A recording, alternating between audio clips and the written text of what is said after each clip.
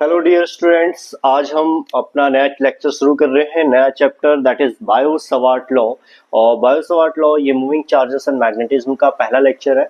Important chapter है, इसको देखते हैं किस तरीके से हम बायो सवार्ट लॉ करेंगे।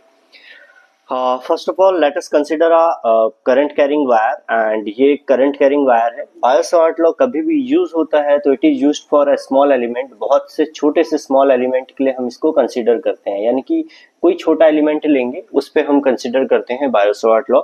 तो इस वायर में मैंने करंट माना है कि ऊपर की तरफ करंट जा रहा है, and direction of magnetic field हमें पता है every current carrying conductor has a magnetic field. तो इस कंडक्टर का भी अपना एक मैग्नेटिक फील्ड होगा। मान लो ये एक मार्कर है स्ट्रेट करंट कैरिंग वायर की तरह। इसकी जो नुक है, ये जो निडल है ऊपर की, ये करंट की डायरेक्शन को शो कर रही है। तो अगर आपको मैग्नेटिक फील्ड की डायरेक्शन निकालनी है तो आपने अपना राइट हैंड लेना है। राइट हैंड में आपका जो थंब है, ये थंब दिखाता है direction of current, and this curling finger shows the direction of magnetic field. तो अगर मेरे पास से हम करंट कैरिंग वायर है और इसमें करंट ऊपर की तरफ जा रहा है, तो मेरे जो थंब होगा वो करंट की डायरेक्शन में होगा। और कर्लिंग फिंगर्स, यहाँ से देखो, ये कर्लिंग फिंगर्स जो हैं ये अंदर को हो रही है और यहाँ से कहाँ को आ रही है, बाहर को। इसका मतलब इस करंट कैरिंग कंडक्टर में यहाँ से अंदर को और यहाँ से बाहर को, अगर इसको यहाँ पे कंसिडर करें, यहाँ से मैग्नेटिक फील्ड अंदर को और यहाँ से बाहर को। जो मैग्नेटिक फील्ड इनवर्ट्स होता है, यानी कि अंदर को शो होता है, इनवर्ट्स के लिए हम बनाते हैं क्रॉस का साइन। और जहां से ये ऐसे करके अंदर से बाहर को आएगा इस तरफ, तो जहां से बाहर को आता है उसको दिखाते हैं डॉट से। तो यहाँ पे आउटवर्ड डायरेक्शन में, जिसको मैं डॉट से दिखा रहा हूँ। ठीक, अब इसका आपको डेरिवेशन करने से पहले थोड़ी थियोरिटिकल थ्योरी लिखनी है। और थ्योरी क्या लिखनी है, कंसिडर ये आप मान सकते हैं कि एक आपके पास लॉन्ग स्ट्रेट वायर है, ठीक है, और इसमें हमने करंट एलिमेंट लेना है डीएल। मान लो मैंने एक छोटा सा करंट एलिमेंट लिया डीएल। जैसे मैंने आपको बताया था पूरी एल लेंथ की बहुत बड़ी वायर है, लेकिन हम बायो सवार्ट लॉ लगाते हैं छोटे से करंट एलिमेंट के लिए। तो मैंने मान लिया ये मेरा डीएल छोटा सा एक लेंथ है जिसको मैंने डीएल लिया है, ठीक है। इस करंट एलिमेंट यानी कि इस डीएल की जो डायरेक्शन होती है, ये डीएल एक वेक्टर क्वांटिटी होगी, और डीएल की जो डायरेक्शन होगी वो डायरेक्शन हमेशा कहाँ लेनी है, करंट की डायरेक्शन में, आई की डायरेक्शन में। तो ये बात या ध्यान रखेंगे, हमेशा डीएल की डायरेक्शन हमेशा करंट की डायरेक्शन में होती है। यानी करंट अगर ऊपर को है तो डीएल की भी ऊपर को ही होगा। अब मान लो मुझे मैग्नेटिक फील्ड निकालना है। अब इस बायो सवार्ट लॉ काम आता है किसी भी करंट एलिमेंट की वजह से, छोटे से करंट एलिमेंट की वजह से कितना मैग्नेटिक फील्ड होगा किसी पॉइंट पर। तो मैं इससे कुछ आर दूरी पर एक पॉइंट पी ले लेता हूं, जहां पर मुझे क्या निकालना है, अपना मैग्नेटिक फील्ड निकालना है, ठीक है। तो हम थ्योरी क्या लिखेंगे, consider a current carrying element DL of a conductor X Y carrying current I, जो कि क्या कर रहा है, ये एक्स वाई एक कंडक्टर है which is carrying a current I, और छोटा सा डीएल एलिमेंट, करंट एलिमेंट लिया, इसको क्या बोलते हैं, current element. Let P be the point where the magnetic field DB vector due to the current element DL. इस पी पॉइंट पर जो हमें क्या निकालना है, मैग्नेटिक फील्ड निकालना है, इसको डीबी वेक्टर लिख देते हैं। तो पॉइंट पी पर क्या निकालना है, हमें मैग्नेटिक फील्ड निकालना है due to the current element DL. किसकी वजह से, due to the current element DL, इसको करंट एलिमेंट बोलते हैं, ठीक है। तो इसमें हम क्या मानते हैं कि ये जो हमारा ये है, ये इस डायरेक्शन में हम पता कर रहे हैं ना अपना मैग्नेटिक फील्ड, तो इसको हम मानते हैं पोजीशन वेक्टर। याद रखना है, इसको क्या मानना है हमें, पोजीशन वेक्टर। तो ये हमारा पोजीशन वेक्टर है, इसको मान लेंगे हम आर वेक्टर, ठीक है। ये क्या है, हमारा पोजीशन वेक्टर है ऑफ पॉइंट पी, किसके रिलेटिव में, according to relative of DL. तो हमने इसको मान लिया आर वेक्टर, ठीक है, और ये हो गया डीएल वेक्टर। क्या कर रहे हैं हम बायो सवार्ट लॉ में, we are finding the magnetic field at point P due to the current element DL at a position vector R vector which is relative to the current element DL, and let us consider the theta is the angle between DL and R. Theta किसके बीच का angle है, between DL and R vector. Got it. तो ये हमारी theory रहेगी। Now what we have to do, so we have to find the magnetic field at this point due to this current element at the distance of r vector। देखो यहाँ पे bio Savart law के according जो magnitude होगा dB, जो magnetic field का magnitude होगा वो किस पे डिपेंड करेगा। आपने क्लास 10th में पढ़ा है that if you increase a current every current carrying conductor has a magnetic field. किसी में भी अगर करंट दौड़ता है तो उसमें मैग्नेटिक फील्ड होता ही होता है। अगर इस वायर में करंट आई है तो मैग्नेटिक फील्ड बी है मान लो। अब अगर मैं करंट बढ़ाता हूं तो मैग्नेटिक फील्ड भी इंक्रीज होगा।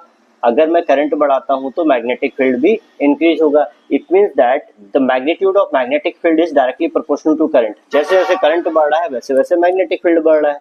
सेकंड थिंग देखो, हमारे पास एक तो हो गया ये करंट आई, दूसरी चीज क्या लिखी है मैंने, डीएल।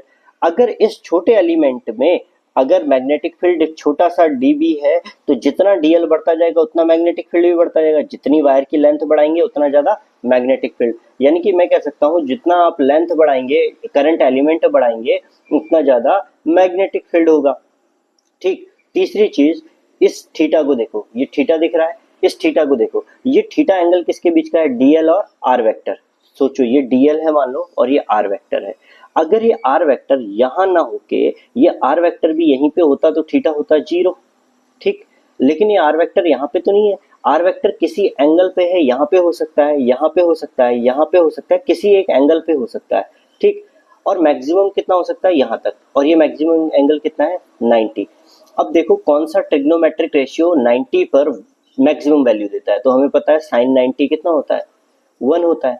तो यानी कि थीटा मैक्सिमम अगर 90 हुआ तो कौन सा ट्रिग्नोमेट्रिक फंक्शन मैग्नेटिक फील्ड को मैक्सिमम बनाएगा। यानी कि थीटा का कौन सा ट्रिग्नोमेट्रिक फंक्शन मैग्नेटिक फील्ड की मैक्सिमम वैल्यू देगा, तो कौन देगा, साइन थीटा। यानी कि थीटा अगर 90 हुआ तो साइन थीटा पे सबसे मैक्सिमम मैग्नेटिक फील्ड मिलेगा। इट मींस दैट मैं कह सकता हूं कि sine theta is directly proportional to magnetic field. अगर आप साइन थीटा, थीटा को देखो, साइन अगर 0 हुआ, साइन 0 0, यानी कि अगर ये डीपी, ये जो आर वेक्टर है ये यहीं पे आ गया, दोनों एक दूसरे पर कोइंसाइड हो गए। ये जो डीएल है ये भी ऊपर को हो गया और आर वेक्टर, डीएल और आर वेक्टर एक साथ हो गए तो ये एंगल हो जाएगा थीटा 0। तो साइन 0 कितना होगा, 0। अगर मैं थोड़ा बढ़ाता हूँ, 30 करता हूँ, तो साइन 30 कितना होगा, साइन 30 होगा 1/2। अगर मैं थोड़ा और बढ़ाता हूँ, साइन 45 करता हूँ तो कितना होगा, साइन 45 1/√2। और बढ़ाता हूँ तो कितना होगा, साइन 60, साइन 60 कितना होगा, √3/2। और बढ़ाता हूँ तो साइन 90 क्या होगा, 1। तो आप देख रहे हैं जैसे जैसे थीटा बढ़ रहा है वैसे वैसे वैल्यूज बढ़ रही हैं। इसका मतलब sine theta is the most appropriate trigonometric function to take here, जो हमें मैक्सिमम वैल्यू दे रहा है।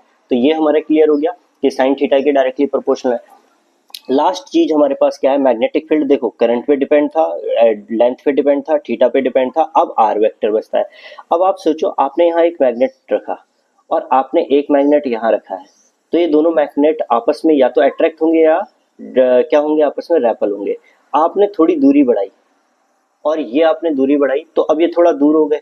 अब ये ज्यादा जल्दी एक दूसरे को अट्रैक्ट या रेपल करेंगे या देर में करेंगे, सोचो। और दूर कर दो आप, एक को यहाँ पे रख दो और एक को यहाँ पे रख दो। ठीक, एक को यहाँ पे रख दो और एक को यहाँ पे रख दो कहीं पे। तो आप देख रहे हैं इन दोनों की दूरी ज्यादा हो गई तो अब ये कम अट्रैक्ट करेंगे, यानी जितनी दूरी बढ़ेगी उतना कम मैग्नेटिक फील्ड। तो जितनी दूरी बढ़ेगी, आर को जितना बढ़ाएंगे उतना मैग्नेटिक फील्ड कम होगा।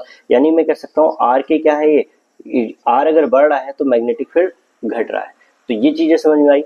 तो हम इसको क्या कैसे लिख सकते हैं, देखो, यानी कि हमारा मैग्नेटिक फील्ड का मैग्नीट्यूड कैसे कैसे चेंज हो रहा है। It means that directly proportional to the current. जो मैग्नेटिक फील्ड का, इस मैग्नेटिक फील्ड डीबी का मैग्नीट्यूड है, ये किसके डायरेक्टली प्रोपोर्शनल है, करंट के। करंट इंक्रीज हो रहा है तो डीबी भी इंक्रीज हो रहा है। और किसके डायरेक्टली प्रोपोर्शनल है, ये डीबी डायरेक्टली प्रोपोर्शनल है करंट एलिमेंट के। ठीक है, करंट एलिमेंट बढ़ रहा है तो डीबी भी बढ़ रहा है। और डीबी किसके और डायरेक्टली प्रोपोर्शनल है, साइन थीटा के। If the theta is increasing then sin theta is increasing. With the increasing sin theta the magnetic field is also increasing, as well as there is the last factor r vector. तो dB is inversely proportional to r square, इसे बोलते हैं inverse square. तो आप अगर distance बढ़ाएंगे तो magnetic field बहुत तेजी से घट जाएगा। एक चीज बढ़ रही है एक चीज घट रही है, ये तो बढ़ रही है इनके साथ लेकिन ये घट रहा है तो ये इनवर्सली प्रोपोर्शनल। अब इन सबको कंबाइन करके देखते हैं क्या आता है। ठीक है, first second third fourth equation को, तो dB इज इक्वल टू हो जाएगा, क्या हो जाएगा, dB proportional to, sorry, dB is proportional to I dl sine theta upon r square. तो आपका इस तरीके से ये आ जाएगा I dl sine theta upon r square. अब आप क्या कर सकते हैं, इसमें I dl sine theta upon are square आ गया, ये प्रोपोर्शनल हटाएंगे तो एक कांस्टेंट आएगा और क्या आएगा वो देखो, d B is equal to constant आएगा mu naught upon 4 pi I D L sine theta upon are square. तो हमारा मैग्नेटिक फील्ड कितना आया, d B is equal to mu naught upon 4 pi I dl sine theta upon are square. ये जो mu naught upon 4 पाई है ये क्या है, कांस्टेंट है, ये क्या है, कांस्टेंट है। और इस कांस्टेंट की वैल्यू कितनी होती है, ये कांस्टेंट की वैल्यू होती है यानी कि म्यू नॉट अपॉन 4 पाई की वैल्यू होती है 10 टू द पावर -7। कितनी होती है, 10 टू द पावर -7। और इसकी यूनिट होती है टेस्ला मीटर पर एम्पियर, टेस्ला मीटर पर एम्पियर, टेस्ला मीटर पर एम्पियर। ठीक है, टेस्ला मीटर पर एम्पियर। कैसे इसको आप निकाल भी सकते हैं, मान लो आपको म्यू नॉट अपॉन 4 पाई की वैल्यू निकालनी है तो कैसे निकाल सकते हो आप, म्यू नॉट अपॉन 4 पाई को इधर ही रहने दो, बाकी सबको इस साइड लाओ। देखो म्यू नॉट अपॉन 4 पाई इस साइड है, डीबी इस साइड है, तो डीबी इसी साइड छोड़ दिया आपने, ये म्यू नॉट अपॉन 4 पाई इधर ही रहेगा, ये आर स्क्वायर डिवाइड में इधर आएगा मल्टीप्लाई में, ये आई यहाँ मल्टीप्लाई में नीचे आएगा डिवाइड में, ये डीएल नीचे आएगा डिवाइड में, साइन थीटा भी नीचे आएगा डिवाइड में। तो ये इक्वल टू हो गया म्यू नॉट अपॉन 4 पाई। मैंने क्या किया, इसको इधर ले आए और इन सबको नीचे ले आए। ठीक है, अब आप सोचो मैग्नेटिक फील्ड की यूनिट क्या होती है, मैग्नेटिक फील्ड की यूनिट होती है, मैग्नेटिक फील्ड की यूनिट कितनी होती है, तो मैग्नेटिक फील्ड की यूनिट होती है टेस्ला। कितनी होती है, टेस्ला। ये डिस्टेंस है, डिस्टेंस की यूनिट क्या होती है, मीटर, और यहाँ पे स्क्वायर है तो मीटर स्क्वायर हो जाएगा। ठीक, और यहाँ पे आई की यूनिट कितनी होती है, करंट की होती है एम्पियर। लेंथ की कितनी होती है, डीएल जो करंट एलिमेंट है लेंथ की होती है मीटर, साइन थीटा की कोई यूनिट नहीं होती, 1 मीटर से ये 1 मीटर कट गया। अब यहाँ पे क्या बचा, टेस्ला मीटर पर एम्पियर, तो टेस्ला मीटर पर एम्पियर हमारी यूनिट बन गई। होप आपको ये समझ में आ गया होगा किस तरीके से यूनिट बताइए। तो मैग्नेटिक फील्ड की यूनिट क्या होती है, मैग्नेटिक फील्ड की होती है टेस्ला, मैग्नेटिक फील्ड की टेस्ला। और म्यू नॉट अपॉन 4 पाई जिसकी वैल्यू है 10 टू द पावर -7, इसकी यूनिट होती है टेस्ला मीटर पर एम्पियर, टेस्ला मीटर पर एम्पियर। ये तो आपका स्केलर फॉर्म आ गया किसका, बायो-सवार्ट लॉ का। ठीक है, और ये म्यू नॉट जो होता है ये कहलाता है परमिएबिलिटी इन फ्री स्पेस। क्या कहते हैं, परमिएबिलिटी इन फ्री स्पेस। अब इसका अगर वेक्टर फॉर्म देखना है हमें, बायो-सवार्ट लॉ का वेक्टर फॉर्म, तो वेक्टर फॉर्म में कैसे लिखेंगे इसे, तो वेक्टर फॉर्म में रखने के लिए आपको दोनों में इस आर जो वेक्टर है यूनिट वेक्टर, इससे मल्टीप्लाई और डिवाइड कर देना है। क्यों, क्योंकि अगर मैं साइन वेक्टर में लिखूंगा तो साइन थीटा तो नहीं लिखूंगा, क्या लिखूंगा, साइन थीटा की जगह मैं क्रॉस प्रोडक्ट लिखूंगा। और ये क्रॉस प्रोडक्ट किस किस के बीच का है, थीटा एंगल किसके बीच का है, डीएल और आर के बीच का है। तो इसके लिए डीएल के साथ क्या आना चाहिए, ऊपर आर आना चाहिए, इसलिए आर से मल्टीप्लाई और डिवाइड कर देंगे। तो अगर मैं मल्टीप्लाई और डिवाइड करूंगा तो DV is equal to mu naught upon 4 pi, और यहाँ पे आ जाएगा I D L sine theta, और ये आर में मल्टीप्लाई कर रहा हूँ तो मैं आर को यहाँ पे मल्टीप्लाई कर रहा हूँ, आर वेक्टर को, और आर वेक्टर से ही मैं डिवाइड भी कर रहा हूँ। ठीक है, तो आर से मल्टीप्लाई और डिवाइड कर रहे हैं, बचा साइन थीटा, ये साइन थीटा लिख दिया मैंने। सोचो अगर साइन थीटा हटेगा तो थीटा किसके बीच का एंगल है, डीएल और आर के बीच का, और ये साइन थीटा क्या प्रोडक्ट होता है, क्रॉस प्रोडक्ट। तो इसको क्या इस तरीके से लिखा जा सकता है, mu naught upon 4 pi, mu naught upon 4 pi I D L cross R vector, दोनों का वेक्टर लगा दिया, क्रॉस अगर हटेगा तो क्या आएगा, साइन थीटा, और इन दोनों के बीच का एंगल है साइन थीटा, तो ये वेक्टर फॉर्म में लिख दिया, upon are square into R, R cube. तो ये है मैग्नेटिक फील्ड का वेक्टर फॉर्म, ये क्या है, मैग्नेटिक फील्ड का वेक्टर फॉर्म। होप आपको ये समझ में आया होगा, ये वेक्टर फॉर्म है मैग्नेटिक फील्ड का। ओके डियर स्टूडेंट्स, ये एक क्वेश्चन है ऑन द बायो-सवार्ट लॉ, ये 2009 में भी आया है एंड ये एनसीईआरटी का क्वेश्चन भी है। तो इस क्वेश्चन को देखते हैं किस तरीके से हम कर सकते हैं।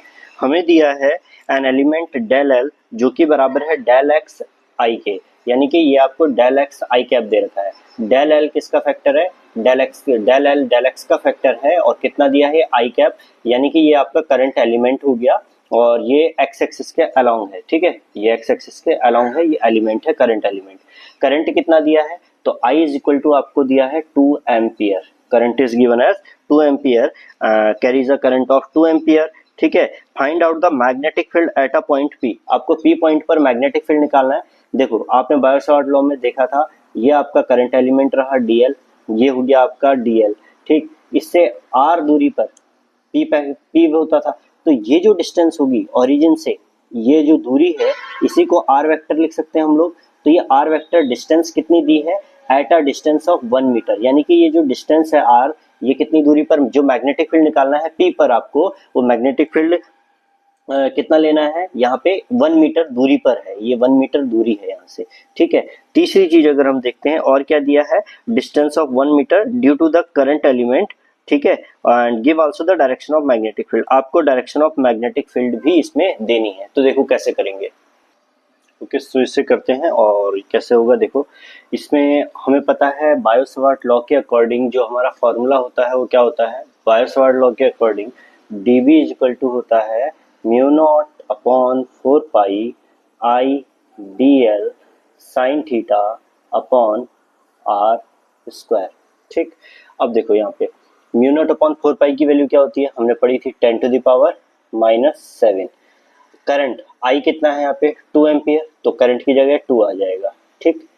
dl वेक्टर यानी कि L, इसकी L की डायरेक्शन कहाँ को है, I कैप की तरफ को, यानी कि L की डायरेक्शन इधर को है बेटा। ये L जो डेल L है ना, dl और डेल L एक ही चीज हुई, इसकी डायरेक्शन इधर को है, जो कि आपको डेल x I दिया है, क्योंकि I कैप है, I shows the direction of x axis, इसीलिए ये x एक्सिस के अलोंग है। तो dl की जगह हम क्या लिख देंगे, del x I cap, del x I cap, क्योंकि हमें डेल एल की वैल्यू यही दे रखी है। साइन थीटा, थीटा किसके बीच का एंगल होता है, आर और डीएल के बीच का। तो देखो इसके बीच में एंगल कितना है, ये 90, तो थीटा कितना हो गया 90, तो sine 90 upon are square. Distance कितनी थी, डिस्टेंस थी 1 मीटर, तो आर की जगह क्या लिख देंगे 1 मीटर, यानी कि 1 का स्क्वायर। तो ये हो जाएगा dB is equal to 10 to the power -7 है, देखो अब 10 to the power -7 into 2 into del X की वैल्यू हमें दी है W सेंटीमीटर, तो डेल एक्स की वैल्यू अगर W है तो W लिख देंगे, W सेंटीमीटर, ठीक है। और साइन 90 कितना होता है हमारा 1 होता है, साइन 90 कितना होता है 1 होता है, तो इसकी जगह आ जाएगा 1 अपॉन 1 का स्क्वायर, ठीक। तो ये W, इसको अगर हम सॉल्व करेंगे तो हो जाएगा 10 to the power 7 into 2W, और 1 तो 1 है। अच्छा, इसमें W सेंटीमीटर में दिया है, ये X जो दिया है सेंटीमीटर में दिया है, इसको मीटर में चेंज करना पड़ेगा। तो W सेंटीमीटर में है ना, तो इसे मीटर में चेंज करने के लिए 100 से डिवाइड करेंगे, यानी कि W into 10 to the power -2 हो जाएगा। तो यहाँ पे आना चाहिए W into 10 to the power -2, ये सेंटीमीटर में था, इसे मीटर में चेंज किया है हमने, मीटर, और साइन 90 की वैल्यू तो 1 थी, तो यहाँ पे आ जाएगा 10 टू द पावर -2, 7 - 7, और ये कितना है माइनस का 2, तो 7 - 2, ठीक है। तो ये हो जाएगा 2W 7 और -2 7, ये -7 है, सॉरी, -7 -7 -7 -7 और -2, तो ये हो गया 10 टू पावर -9। और जो हमारी मैग्नेटिक फील्ड होता है वो होता है टेस्ला होती है उसकी यूनिट, तो 10 to omega 10 to power -9 tesla. क्या किया हमने, इस तरीके से सॉल्व करा। अब इसकी डायरेक्शन निकालनी है। देखो डायरेक्शन निकालने के बहुत मेथड है। एक तो मेथड है, आप ऐसे समझ लो कि आपके पास एक स्क्रू है, आप स्क्रू को ऐसे घुमाएंगे तो वो अंदर हो जाएगा, आप ऐसे घुमाएंगे तो बाहर को आएगा। अब आपको घुमाना कैसे है, आपको हमेशा घुमाना है डीएल से आर की तरफ, डीएल से हमेशा आर की तरफ। अगर आप ऐसे घुमाएंगे तो ये एंटी क्लॉकवाइज घूम रहा है, तो ये बाहर को आएगा, तो आप समझ सकते हो कि मैग्नेटिक फील्ड की डायरेक्शन क्या होगी, आउटवर्ड्स, ठीक है। और क्या तरीका है हमारे पास निकालने का, अगर आपको ये नहीं समझ में आए तो अपना राइट हैंड थंब रूल लीजिए। राइट हैंड में ये जो कर्लिंग फिंगर्स हैं, इन कर्लिंग फिंगर्स को डीएल की डायरेक्शन रखो, डीएल की डायरेक्शन रखो, और इनको ले जाओ डीएल से आर की तरफ। आर वेक्टर इधर है, तो डीएल से आर की तरफ, तो डीएल से आर की तरफ ले जाओगे तो फिंगर, ये थंब किधर को है, ऊपर को। देखो ये ऊपर को ही तो जा रहा है, तो ऊपर को है, तो फिर ये आउटवर्ड्स ही होगी। तो इस तरीके से भी आप क्या पता कर सकते हो, इसकी डायरेक्शन पता कर सकते हो, ठीक है। तो कहाँ हुई डायरेक्शन, डायरेक्शन हुई आउटवर्ड्स, डायरेक्शन आउटवर्ड, ठीक है। तो हमने डायरेक्शन भी पता कर ली इसकी। So here comes the second question on the basis of Biot-Savart law. It says that a straight wire of length L is bent into a semicircle loop use Biot-Savart law to deduce an expression for the magnetic field at its center due to the current I passing through it। तो देखो हमारे पास क्या है, एक straight wire है जिसकी length है L, एक स्ट्रेट वायर है जिसकी लेंथ कितनी है L। तो एक स्ट्रेट वायर है जिसकी लेंथ है L, straight wire with length L, इसको बेंड करा है सेमी सर्कल में, तो इसको हमने बेंड कर लिया सेमी सर्कल में, ये L लेंथ की ही वायर होगी, इसको हमने बेंड करा तो यही वायर तो हमने बेंड करी है। Second thing it's is that Biot-Savart law का यूज करना है और इसमें हमें निकालना है कि कितना कि इसके सेंटर में कितना मैग्नेटिक फील्ड होगा। तो ये सेंटर ले लेते हैं O और इस सेंटर पे मुझे मैग्नेटिक फील्ड निकालना है। तो मैं मान लेता हूँ इसमें जो करंट है, करंट की डायरेक्शन इस तरीके से है, इसमें करंट ड्रॉ हो रहा है क्योंकि बायो-सावर्ट लॉ में मुझे करंट चाहिए। दूसरी चीज क्या चाहिए, बायो-सावर्ट लॉ को अगर आप याद करें तो बायो-सावर्ट लॉ में एक तो मुझे आर वेक्टर चाहिए होता है, एक मुझे डीएल एलिमेंट चाहिए होता है, एक मुझे क्या चाहिए होता है, थीटा एंगल चाहिए होता है, और इस तरीके से एक करंट एलिमेंट आई चाहिए होता है जो तो होता है dB is equal to I D L sine theta upon are square, और इसमें भी यहाँ पे होता है म्यू नॉट अपॉन 4 पाई। तो देखो इसमें करंट मुझे मिल गया dl, छोटा सा एक एलिमेंट ले लेते हैं dl, मान लो ये मैंने dl ले लिया। अब आपको पता है ये थीटा एंगल r और dl के बीच का होता है, तो ये मुझे यहाँ पे मैग्नेटिक फील्ड पता करना है और dl से वो दूरी लेते हैं जहाँ पे मैग्नेटिक फील्ड पता करना होता है। तो ये हमने r वेक्टर लिया था, तो dl से हमें o पर पता करना है मैग्नेटिक फील्ड, तो ये हो गया आपका r वेक्टर, ठीक। और इसी को हम रेडियस भी बोलेंगे, यही रेडियस भी होगी, ठीक। अब इसको समझो, आपको पता है ये जो एंगल होता है थीटा, ये dl और r वेक्टर का बीच का होता है, ये r वेक्टर रहा, ये dl रहा, तो dl क्या है, ये टेंजेंट हुई dl एक टेंजेंट हुई, और इसको देखो dl टेंजेंट हुई, और ये हुआ आपका रेडियस, रेडियस और टेंजेंट के बीच में एंगल होता है 90, तो थीटा कितना हुआ यहाँ पे 90, ठीक। तो आपको ये समझ में आ गया, इस तरीके से हमारा डायग्राम होगा। अब इसको सॉल्व करते हैं, तो सॉल्व करने के लिए हम क्या करेंगे, हम बायो-सावर्ट लॉ लगाएंगे, and Biot Savart law says that dB is equal to mu naught upon 4 pi I D L sine theta upon are square, इस तरीके से हमारा फॉर्मूला होता है, ठीक है। अब इसमें गौर से देखो, इसमें म्यू नॉट अपॉन 4 पाई, तो म्यू नॉट अपॉन 4 पाई रख दिया हमने, ठीक है, क्योंकि मुझे ये डेरिवेशन करना है, मुझे बस पता करना है सेंटर पे कितना मैग्नेटिक फील्ड है, इसमें कोई वैल्यूज नहीं है, न्यूमेरिकल वैल्यू नहीं है, तो इसको भी हम न्यूमेरिकली नहीं रखेंगे, ठीक है। तो ये आ गया म्यू नॉट अपॉन 4 पाई, आई की जगह आई, डीएल की जगह डीएल, और साइन थीटा यानी कि साइन 90 अपॉन आर स्क्वायर, ये हो जाएगा आर स्क्वायर, तो डीबी की वैल्यू ये आई। अब देखो ये डीएल तो छोटे से एलिमेंट का है ना, मुझे निकालना है इस पूरी वायर एल लेंथ की वायर की वजह से सेंटर पे मैग्नेटिक फील्ड कितना है, तो इस पूरी वायर की वजह से देखना है, तो डीएल ये इसको क्या करना पड़ेगा, इंटीग्रेट, तभी तो पूरे की वजह से मैग्नेटिक फील्ड इस सेंटर पे आएगा। तो देखो इसको इंटीग्रेट करते हैं, इस DB is equal to integration of mu naught upon 4 pi I D L sine 91 हो गया अपॉन आर स्क्वायर। देखो dB का इंटीग्रेशन कितना होगा, b is equal to mu naught upon 4 pi, constant है, कांस्टेंट का इंटीग्रेशन नहीं होता है तो इसे बाहर रख लेंगे, this is R integration sine. अच्छा I भी कांस्टेंट है, करंट तो उतना ही फ्लो हो रहा है, तो I भी कांस्टेंट है, I भी आ जाएगा बाहर, तो I बाहर आ गया। अब बचा आर स्क्वायर, आर भी रेडियस भी हमारा कांस्टेंट है, इसको बढ़ा नहीं रहे हैं हम, छोटा भी नहीं कर रहे हैं, तो आर भी कांस्टेंट है, आर स्क्वायर भी बाहर आ गया, तो यहाँ पे इंटीग्रेशन किसका होगा, डीएल का होगा। तो इसको देखो b इज इक्वल टू क्या आएगा, b is equal to mu naught upon 4 pi I upon are square, और डीएल के छोटे छोटे इन डीएल पार्ट्स का अगर इंटीग्रेशन करेंगे तो ये पूरी लेंथ बन जाएगी, और पूरी लेंथ इसी वायर के बराबर थी, कितनी एल, तो डीएल का इंटीग्रेशन कितना होगा एल। तो मेरा आंसर इस तरीके से बनेगा mu naught upon 4 pi I upon are square into L. लेकिन हमारे क्वेश्चन में कहीं भी आर तो था ही नहीं, रेडियस तो हमने माना आर, तो इस आर को हटाना पड़ेगा। अब इस आर को हटा के मतलब इस आर की वैल्यू को बनाना पड़ेगा कि उसमें एल आए, क्योंकि हमें एल दिया है, करंट दिया है, लेकिन आर तो कहीं भी क्वेश्चन में नहीं था। तो देखो ये एल वायर से हमने सेमी सर्कल बनाया, तो सेमी सर्कल बनाया यानी कि ये लेंथ किसके बराबर है, इस वायर के बराबर है, एल के बराबर है, और इस सेमी सर्कल की लेंथ को क्या बोलेंगे, circumference of the circle. Circumference का पूरा सर्कल का सेमी सरकमफ्रेंस होता है 2 पाई आर, तो 2 पाई आर पूरे सर्कल का होता है, तो आधे सर्कल का हुआ पाई आर, और ये पाई आर सर्कमफ्रेंस किसके बराबर होगा, एल के बराबर।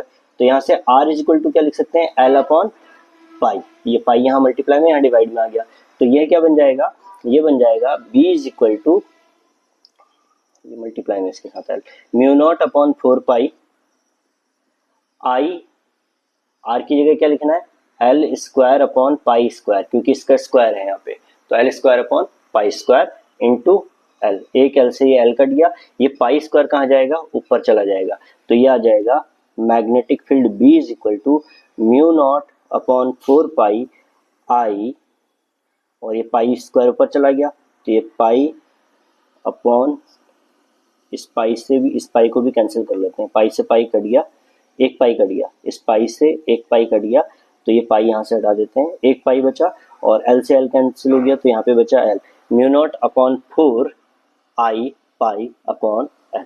इस तरीके से हमारा डेरिवेशन हो गया और ये हमारा आंसर आ गया। होप सो आपकी समझ में आया होगा। Here is the next CBSE में आया हुआ एक क्वेश्चन है, ये कह रहा है straight conductor lies along x axis, एक स्ट्रेट कंडक्टर है जो कि एक्स एक्सिस के अलोंग है, ये स्ट्रेट कंडक्टर मान लेते हैं। It carries a current of 10 ampere, इसमें जो करंट है वो 10 एम्पियर का है, और ये जो करंट की डायरेक्शन है it is along plus x direction, ये इसकी डायरेक्शन प्लस एक्स डायरेक्शन में यानी कि एक्स एक्सिस के अलोंग होगी। ठीक है, हमारे पास एक करंट कैरिंग कंडक्टर है, lies along x axis, it has current 10 ampere along plus x direction, the magnetic field B vector due to 1 centimeter segment of this conductor centered at the origin at a point 0 1 meter 0 is, तो आपसे magnetic field पूछ रहा है। ठीक है, current आपको x axis के along दिया है, प्लस एक्स एक्सिस के अलोंग, और आपको मैग्नेटिक फील्ड निकालना है ड्यू टू 1 सेंटीमीटर सेगमेंट, यानी कि डीएल की वैल्यू कितनी है, 1 सेंटीमीटर, 1 सेंटीमीटर सेगमेंट पे निकालना है। ठीक है, और conductor centred at the origin, यानी कि ये जो कंडक्टर में हमें कितनी दूरी पे निकालना है, तो ये आपको दिया है at the origin of the point 0 1, 0, ये हुआ x, ये हुआ y, ये हुआ z, यानी कि यहाँ से कितनी दूरी पर, 1 मीटर की दूरी पर, 1 मीटर की दूरी पर ये है। ठीक है, तो आपको करंट की डायरेक्शन दे रखी है, जिस तरफ करंट की डायरेक्शन होती है उसी तरफ डीएल की डायरेक्शन भी होती है, और ये हो गया आपका पोजीशन वेक्टर, आपको यहाँ पे निकालना है मैग्नेटिक फील्ड। ठीक है, तो हमारा वही फॉर्मूला रहेगा, डीएल है, आर है, और ये थीटा एंगल हो गया। ठीक है, तो हमें वही फार्मूला लगाना है और उसी फार्मूले से हम इसको सॉल्व करने की कोशिश करेंगे। ठीक है, तो देखो कैसे करेंगे इसको। D B is equal to हमें पता है क्या होता है, ideal sine theta upon are square, लेकिन यहाँ पे हमें क्या दे रखा है, यहाँ पे हमें जैसे डीएल दे रखा है 1 सेंटीमीटर, है ना, डीएल 1 सेंटीमीटर सेगमेंट दे रखा है सेंटर्ड एट द ओरिजिन, और हमें ये दे रखा है, और इसमें आर की वैल्यू दे रखी है, करंट की वैल्यू दे ही रखी है आपको इस तरीके से। सो बेसिकली इस क्वेश्चन में क्या है, आपके पास एक स्ट्रेट कंडक्टर है जो कि एक्स एक्सिस के अलाउंग रखा है, इसमें जो करंट की डायरेक्शन है पॉजिटिव एक्स एक्सिस में, तो डीएल की डायरेक्शन भी प्लस एक्स एक्सिस में होगी। जो डीएल आपको दिया था वो दिया है 1 सेंटीमीटर, 1 सेंटीमीटर को चेंज करेंगे मीटर में तो अपॉन 100 हो जाएगा, 0.01 मीटर हो जाएगा, ये डीएल आ गया। ये इसकी डायरेक्शन भी, डीएल की डायरेक्शन भी किधर होगी, जिधर करंट की है, मतलब इसी तरफ होगी। ठीक है, और करंट की डायरेक्शन के बाद हम देखेंगे कि किस तरीके से करंट की डायरेक्शन हो गई इस तरफ, तो डीएल की भी इस तरफ हो गई एक्स एक्सिस के अलाउंग, और एक्स एक्सिस में आता है आई कैप, तो आई कैप लग जाएगा। और ये जो हमें ओरिजिन से डिस्टेंस दी है 0 1 0, इस पॉइंट पे हमें क्या निकालना है, मैग्नेटिक फील्ड निकालना है। तो एक्स वाई जेड पे होता है, यानी कि ये जो मैग्नेटिक फील्ड निकालना है वो वाई एक्सिस में निकालना है, क्योंकि बाकी दोनों तो जीरो है। तो वाई एक्सिस के लिए हम यूज करते हैं जे कैप, तो फिर यानी कि आर वेक्टर कितना हुआ, 1 जे कैप, ये हमारा आ गया आर वेक्टर। अब क्योंकि हमें सारी चीजें, जैसे ये ओरिजिन की पोजीशन दे रखी है, तो जब हमें वेक्टर फॉर्म में सारी चीजें देती हैं तो वेक्टर फॉर्म में हमें फॉर्मूला भी लगाना होता है। तो वेक्टर फॉर्म का फॉर्मूला हमें पता है, D B is equal to हमारा फॉर्मूला होता है mu naught upon 4 pi, mu naught upon 4 pi I D L cross R vector upon R cube, ये हमारा फॉर्मूला होता है। अब इसमें हम सारी वैल्यूज रख के देखते हैं और वेक्टर फॉर्म में फिर हम इसे सॉल्व करते हैं। तो देखो हमारे पास म्यू नॉट अपॉन 4 पाई की वैल्यू कितनी होती है, 10 टू द पावर -7, करंट की वैल्यू कितनी दी है 10 एम्पियर, तो ये आ जाएगा 10 एम्पियर।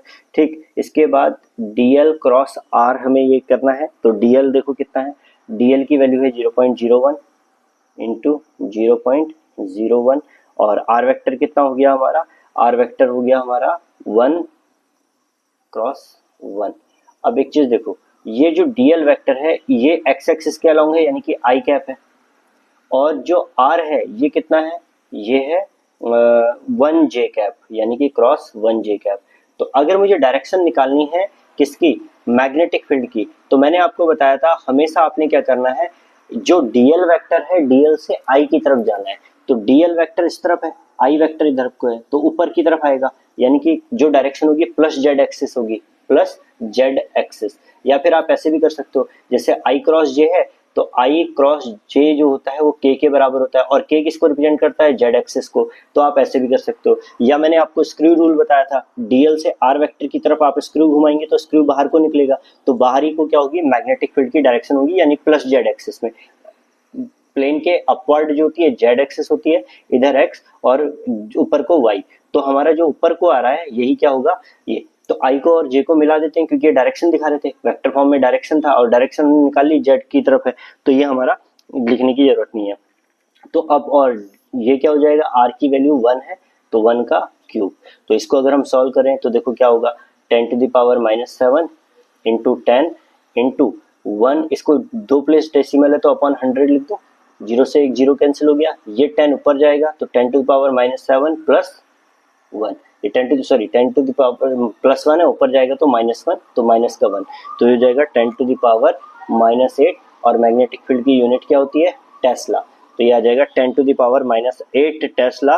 और डायरेक्शन पूछेगा तो 10⁻⁻8 के कैप टेस्ला, तो ये वाला ऑप्शन हमारा करेक्ट होगा। ठीक है, तो याद रखना है आई क्रॉस जे, डीएल था आई कैप के अलाउंग और आर था किसके अलाउंग, जे के अलाउंग। आई क्रॉस जे क्या होता है, के होता है। या फिर आप डायरेक्शन ऐसे भी पता कर सकते हो, मैंने आपको बताया डीएल से आर वेक्टर की तरफ, ऊपर की तरफ आई मैग्नेटिक फील्ड की डायरेक्शन, तो मैग्नेटिक फील्ड आ जाएगा।